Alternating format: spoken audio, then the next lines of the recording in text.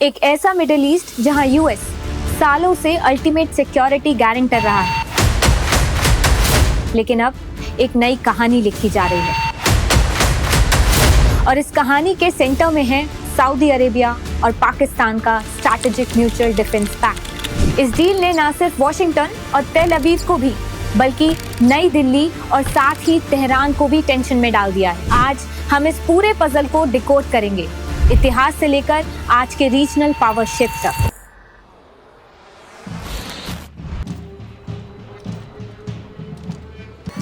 एक ऐसा middle east जहां यूएस सालों से अल्टीमेट सिक्योरिटी गारंटर रहा है, लेकिन अब एक नई कहानी लिखी जा रही है और इस कहानी के सेंटर में है सऊदी अरेबिया और पाकिस्तान का स्ट्रैटेजिक म्यूचुअल डिफेंस पैक्ट। इस डील ने न सिर्फ वॉशिंगटन और तेल अवीव को भी बल्कि नई दिल्ली और साथ ही तेहरान को भी टेंशन में डाल दिया है।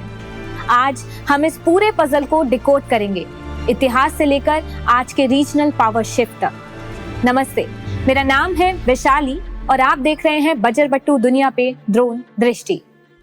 सऊदी अरेबिया और पाकिस्तान के strategic mutual defence pact surface पे एक सिंपल मिलिट्री अलायंस लगता है, मतलब एक पे अटैक तो दोनों पे अटैक माना जाएगा।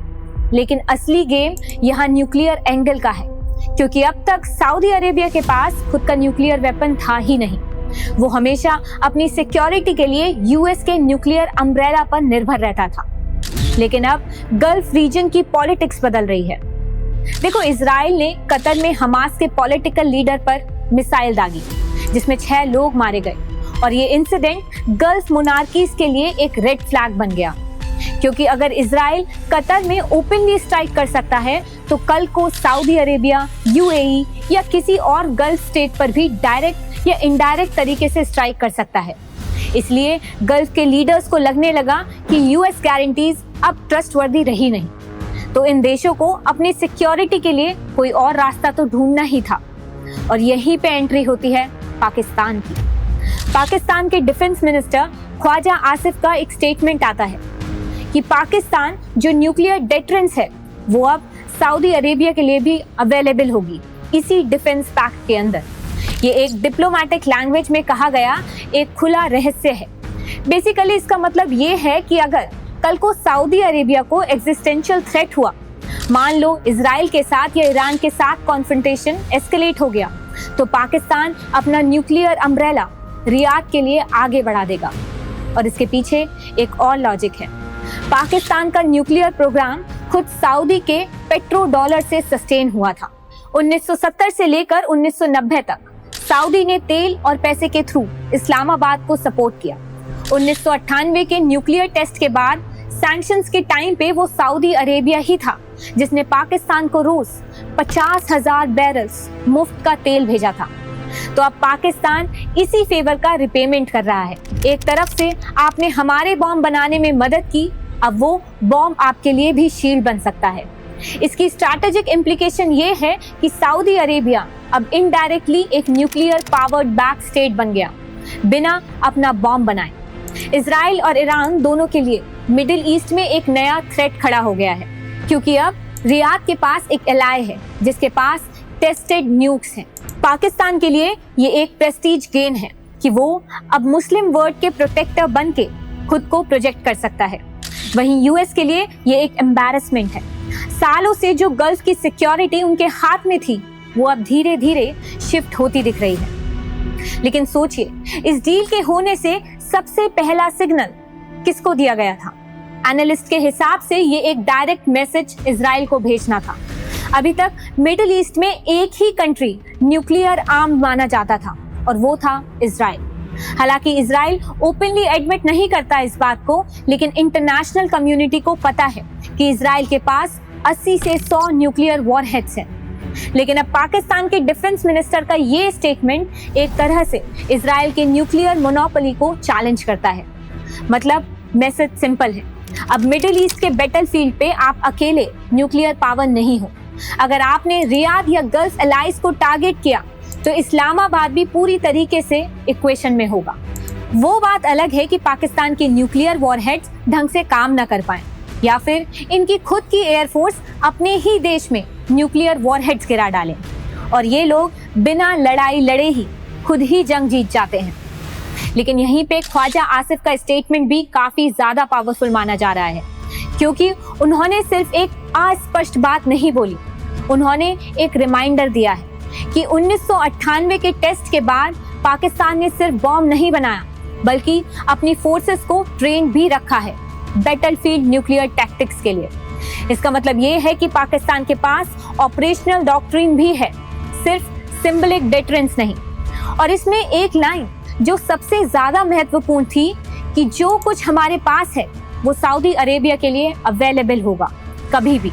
ये एक एक्स्ट्रा ऑर्डिनरी कमिटमेंट है, क्योंकि न्यूक्लियर स्टेट्स कभी ओपनली अपना अम्ब्रेला एक्सटेंड करने की बात नहीं करते, क्योंकि उसमें क्रेडिबिलिटी का रिस्क होता है। लेकिन जब हम बात क्रेडिबिलिटी और विश्वास की करते हो तो पाकिस्तान जैसा देश शायद ही एग्जिस्ट करता हो उस लिस्ट में। हालांकि इस डील के चलते अब सऊदी अरेबिया न्यूक्लियर बैक बन गया, वो भी बिना अपने प्रोग्राम डेवलप किए। अब वो ईरान के सामने खुद को और कॉन्फिडेंट फील कराएगा। साथ ही इजराइल के डेटरेंस क्रेडिबिलिटी को भी एक डेंट लगा है, क्योंकि अगर वो सऊदी को थ्रेट करता है तो अब रिस्क है कि उसके सामने पाकिस्तान इनडायरेक्टली खड़ा हो सकता है। बात करें भारत की, तो भारत के लिए भी ये एक हिडन लेयर है, क्योंकि सऊदी अब पाकिस्तान के न्यूक्लियर डॉक्ट्राइन के अंदर आ गया है, तो दिल्ली के स्ट्रैटेजिक प्लानर्स के लिए गल्फ का पूरा सिक्योरिटी मैप और भी ज्यादा कॉम्प्लेक्स हो गया है।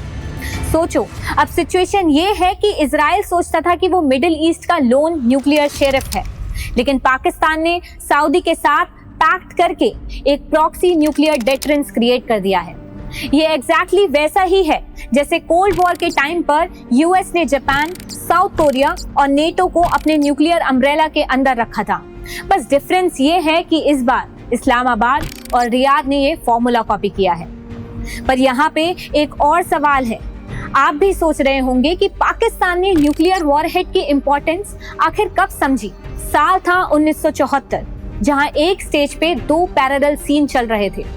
भारत राजस्थान के पोखरान डेजर्ट में अपना न्यूक्लियर टेस्ट कर रहा था, और वहीं मिडिल ईस्ट में इजराइल ने 1973 के अरब इजराइल वॉर में अरब स्टेट्स को हराकर अपनी मिलिट्री डोमिनेंस को प्रूव कर दिया था। इसी बैकग्राउंड में पाकिस्तान के प्रधानमंत्री Zulfikar Ali Bhutto Saudi King Faisal से मिलते हैं, और उनकी सोच एकदम साफ थी। भारत और इजराइल दोनों के पास बॉम्ब की तरफ बढ़ने की एक कैपेसिटी है। अगर मुस्लिम वर्ल्ड को रिस्पेक्ट और सर्वाइवल चाहिए तो पाकिस्तान को भी अपना बॉम्ब बनाना ही होगा। लेकिन हमें कहीं ना कहीं से फाइनेंशियल और पॉलिटिकल बैकिंग या हेल्प चाहिए होगी। ये वही वक्त था जब पाकिस्तान का न्यूक्लियर जर्नी और सऊदी के ऑयल डॉलर्स एक साथ जुड़ गए, और फिर शुरू हुआ अब्दुल कादिर खान का स्मगलिंग नेटवर्क। ये एक लंबी कहानी है। 1980 से लेकर 1990 में अब्दुल कादिर खान, जिसे पाकिस्तान में फादर ऑफ बॉम्ब कहते हैं, उसने वेस्ट से एडवांस सेंट्रीफ्यूज टेक्नोलॉजी स्मगल करना शुरू किया। यहाँ तक कि वो ब्लूप्रिंट्स, मशीन पार्ट्स और एक्सपर्ट्स पाकिस्तान ले आया, क्योंकि ये सिर्फ अकेले पाकिस्तान के बस की बात नहीं थी, और ये सिर्फ पाकिस्तान तक लिमिटेड नहीं रहा। अब्दुल कादिर खान के स्मगलिंग नेटवर्क ने ईरान, लिबिया और नॉर्थ कोरिया जैसे मुल्क तक न्यूक्लियर टेक्नोलॉजी पहुंचाया। मतलब पाकिस्तान के प्रोग्राम सिर्फ एक नेशनल प्रोजेक्ट नहीं, बल्कि एक ब्लैक मार्केट न्यूक्लियर बाजार बन गया था। पर ये सब फाइनेंस हुआ कैसे? मिलिट्री हिस्टोरियंस क्लियरली कहते हैं कि 1960 से लेकर 1990 तक पाकिस्तान को जितनी फाइनेंशियल एड सऊदी अरेबिया से मिली, उतनी शायद ही किसी और नॉन अरब कंट्री से मिली हो। ये मदद सिर्फ जनरल डेवलपमेंट के लिए नहीं थी, इसका एक बड़ा हिस्सा न्यूक्लियर और डिफेंस इंफ्रास्ट्रक्चर को सस्टेन करने में गया। जब वेस्ट ने सैंक्शंस लगाए, तब सऊदी अरेबिया ने मुफ्त में तेल शिपमेंट्स भेजे। जब पाकिस्तान फॉरेन एक्सचेंज क्राइसिस से गुजर रहा था, तब सऊदी अरेबिया ने पेट्रो डॉलर्स इंजेक्ट किए। एक तरफ से रियाद ने इंश्योर किया कि इस्लामाबाद का इस्लामिक बॉम्ब प्रोजेक्ट कभी रुक ना जाए, और जब पाकिस्तान ने ओपनली कहा कि जो कुछ हमारे पास है वो सऊदी अरेबिया के लिए भी है, उसका रूट इसी फ्लैशबैक में छुपा है। भुट्टो ने जो बीज 1974 में लगाए थे, अब्दुल कादिर खान ने जो नेटवर्क बनाकर उसको आगे बढ़ाया, और साथ ही सऊदी पेट्रो डॉलर्स जो उसको पानी देते रहे सालों तक, यही था पाकिस्तान का न्यूक्लियर बॉम्ब का सपना।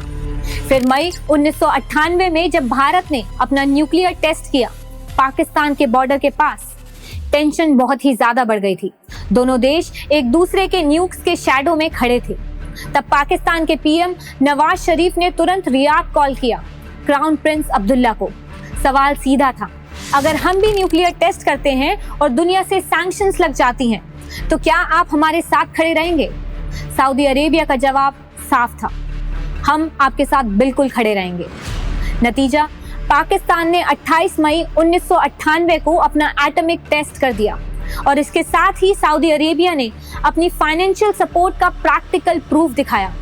हर दिन 50,000 बैरल्स मुफ्त में तेल पाकिस्तान को भेजा गया ताकि सैंक्शन और इंटरनेशनल प्रेशर को मैनेज किया जा सके। Retired brigadier general Firoz Khan ने अपनी किताब ईटिंग ग्रास में लिखा था, सऊदी अरेबिया की जनरस फाइनेंशियल सपोर्ट ने पाकिस्तान के न्यूक्लियर प्रोग्राम को जिंदा रखा जब वेस्ट सैंक्शन लगा रहा था। और इस सपोर्ट का इफेक्ट सिर्फ फाइनेंशियल ही नहीं था, पाकिस्तान को पॉलिटिकल और सिंबॉलिक बूस्ट भी मिला। मुस्लिम वर्ल्ड ने पाकिस्तान के बॉम्ब को इस्लामिक बॉम्ब का टैग दिया और पाकिस्तान ने ग्रैटिट्यूड दिखाने के लिए एक सिटी का नाम किंग फैसल के नाम पर रख दिया। और इन्हीं सब के कारण सऊदी अरेबिया के 2025 में ये स्ट्रैटेजिक म्यूचुअल डिफेंस पैक्ट एक फल बनकर सामने आ रहा है। ये भारत के लिए भी आने वाले टाइम में बहुत दिक्कतें पैदा कर सकता है। सबसे पहले India Saudi Arabia partnership. Delhi और रियाद के बीच ऑलरेडी एक कॉम्प्रिहेंसिव स्ट्रैटेजिक पार्टनरशिप चल रही है जिसमें ट्रेड, एनर्जी, सिक्योरिटी, इन्वेस्टमेंट और काउंटर टेररिज्म कॉपरेशन शामिल है। मिनिस्ट्री ऑफ एक्सटर्नल अफेयर्स ने भी बहुत ही केयरफुली स्टेटमेंट दिया कि दोनों तरफ के म्यूचुअल सेंसिटिविटीज का ध्यान रखा जाए। मतलब भारत चाहता है कि गल्फ में उसकी स्ट्रैटेजिक और इकोनॉमिक इंटरेस्ट सेफ रहें, लेकिन पाकिस्तान का नैरेटिव अब अलग हो गया है। इस पैक्ट के बाद इस्लामाबाद अपने आप को मुस्लिम वर्ल्ड का प्रोटेक्टर दिखाएगा। ये सिर्फ एक इमेज बिल्डिंग एक्सरसाइज नहीं है, ये पाकिस्तान के लिए कश्मीर और भारत के खिलाफ डिप्लोमेटिक लेवरेज का टूल बन सकता है। पाकिस्तान के आर्गुमेंट्स को मुस्लिम मेजॉरिटी नेशंस में ज्यादा सपोर्ट मिलने की संभावना है, जो भारत के ट्रेडिशनल डिप्लोमेटिक एफर्ट्स को चैलेंज कर सकता है। और स्ट्रैटेजिक लेयर ये है कि अगर ये सऊदी पाकिस्तान अलायंस आगे चलकर इस्लामिक नेटो जैसा स्ट्रक्चर बन गया, तो भारत के वेस्ट एशिया स्ट्रैटेजी पे डायरेक्ट इम्पैक्ट होगा, जैसे कि trade and investment pressure. Bharat gulf के ट्रेड रूट्स और इन्वेस्टमेंट पे ज्यादा डिपेंडेंट है। अगर रीजनल अलाइनमेंट पाकिस्तान के फेवर में हो गया, तो भारत के प्रोजेक्ट्स और बिजनेस वेंचर्स पॉलिटिकली सेंसिटिव हो सकते हैं। दूसरा है energy security. Saudi Arabia Bharat का मेजर ऑयल सप्लायर है। अगर गल्फ में पाकिस्तान सेंट्रिक अलायंस बनते हैं, तो एनर्जी सप्लाई और प्राइसिंग के नेगोशिएशंस कॉम्प्लेक्स हो सकते हैं। तीसरा है स्ट्रैटेजिक कॉरिडोर्स। भारत के इनिशिएटिव्स जैसे कि I2U2, पोर्ट कोलैबोरेशन और रीजनल कनेक्टिविटी प्रोजेक्ट्स पाकिस्तान के लॉबिंग के प्रेशर में आ सकते हैं। साफ शब्दों में ये पैक्ट सिर्फ बायलैटरल सऊदी पाकिस्तान इशू नहीं है, इसका रिपल इफेक्ट भारत के West Asia ambitions, energy strategy और डिप्लोमेटिक मैनोवरिंग पर पड़ सकता है। यहाँ तक कि तेहरान के लिए ये डेवलपमेंट सस्पिशियस है। पाकिस्तान हिस्टोरिकली ईरान के साथ एक कॉशियस रिलेशनशिप मेंटेन करता हुआ आया है, लेकिन अब जब पाकिस्तान सऊदी अरेबिया के इतने करीब हो गया है, तो ईरान को लगता है कि इस्लामाबाद गल्फ के सऊदी लेड कैंप का पार्ट बन रहा है। ये ईरान पाकिस्तान टाइज को और टेंस कर सकता है, स्पेशली बॉर्डर सिक्योरिटी और रीजनल इन्फ्लुएंस के मामले में। ईरान के लिए पाकिस्तान की ये क्लोजनेस सिर्फ स्ट्रैटेजिक थ्रेट का सिग्नल है, क्योंकि गल्फ और मिडिल ईस्ट के डायनामिक्स में सऊदी और ईरान का लॉन्ग टर्म राइवलरी रहा है। मिडिल ईस्ट पे यूएस का डिक्लाइनिंग इन्फ्लुएंस भी विजिबल है। गल्फ स्टेट्स पे यूएस का ट्रेडिशनल डोमिनेंस अब सवाल बनकर खड़ा है, स्पेशली जब इजराइल ने कतर में स्ट्राइक की और यूएस ने डायरेक्टली इंटरवीन किया ही नहीं।